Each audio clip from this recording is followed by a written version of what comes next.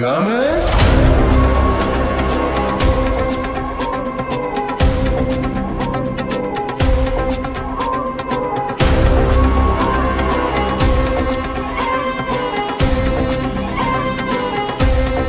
ভাই এটা আপনার জামাই নাকি? শালা যেভাবে বসে আছে মনে হয় এই জায়গার মালিক।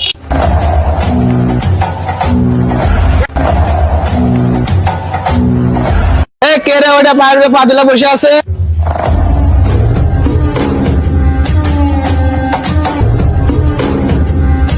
কি করছিস রে তুই? পায়ের উপর পা তুলে দিয়ে বসে আছিস? মালিককে একটু সম্মান তো কর। কেন? এই পাউটা আমার, দ্বিতীয় পাউটা আমার, মাঝখানে যে জিনিসটা ওটা আমার। ওর কেন গার ফাটছে? তোকে বলো কাজ দেখতে। তো কি কাজের টাকা দেয় না মারার টাকা দেয়? কেন? কাজের টাকা দেয় না সম্মানের টাকা দেয়? এখানে থাকতে হলে তোর ভালোভাবে থাকতে হবে। তোর এখানে কোনো বাল বাগামও চলবে না। ও এই ব্যাপার, আমি কাজই করলাম না, মালিক আমার বাল ছিড়বে? এই ল তোর ভাগের টাকা।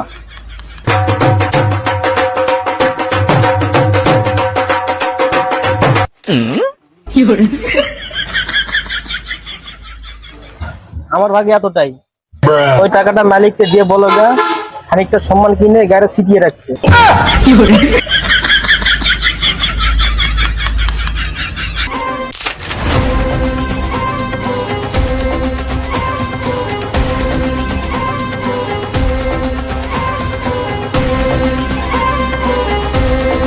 এ একদিন গার মারা খাবে, নাহলে অনেক নাম কামাবে।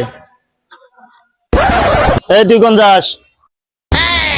এর কথা আমার মন প্রাণ জুড়ায় নিছে, আমিও মালিক চেঞ্জ করলাম। তোর তো বুদ্ধিও নাই, তুই তো মারালি, তুই তো গেলি।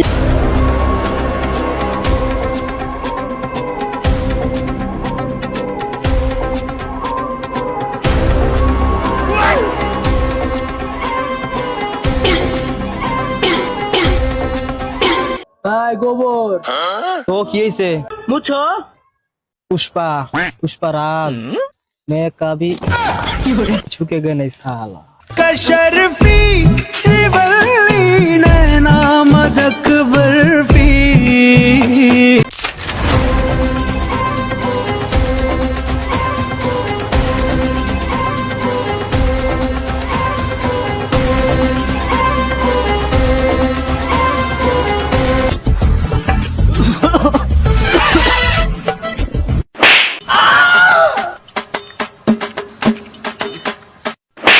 আমি ফুদেই নাই তো, হাওয়াই নিবে গেছে।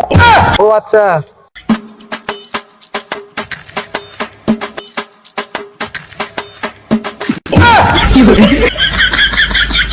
দিদি তো পড়ে গেল। তো তুলে খাও। पुष्पा पुष्पा राज झुकेगा नहीं साल। ভাই আগুন আছে, আগুন।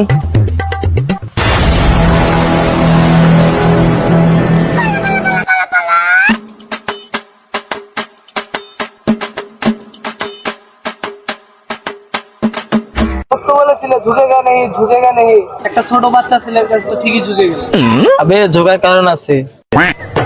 তাহলে তুই ভাব, একটা বাচ্চা ছেলে যদি বিড়ি কুড়িয়ে খায়, বিড়ির তাহলে কত ডিমান্ড। এখন তো ইয়ং গুরু সবাই বিড়ি খায়। আমি তো আবার অনেক মেয়েকেও বিড়ি খেতে দেখেছি। এটা ভাব, ইয়ং থেকে বুড়ো এবং মেয়েরা বিড়ি খায়, তাহলে বিড়ি নিয়ে ব্যবসা করা যেতে পারে। পুষ্পা পুষ্পা রাজ গাঁরও ভেঙে দিব সার। তাহলে আমাকেও তোমার সাথে নাও, আমিও তোমার সাথে কাজ করব। তোর নাম কি? ডক কাটা। এটা আবার কিরম নাম? ছোটবেলায় চেন লাগাতে গিয়ে ডক কেটে যায়, তখন থেকে সবাই ডক কাটা বলেই ডাকে। তখন থেকে আমার নাম ডক কাটা হয়ে গেছে। ও পুষ্পা পুষ্পা রাজ বিড়ি ব্যবসা করে ডগ লাগিয়ে দিব স্যার। চল আমার সাথে নাস্তা করবি।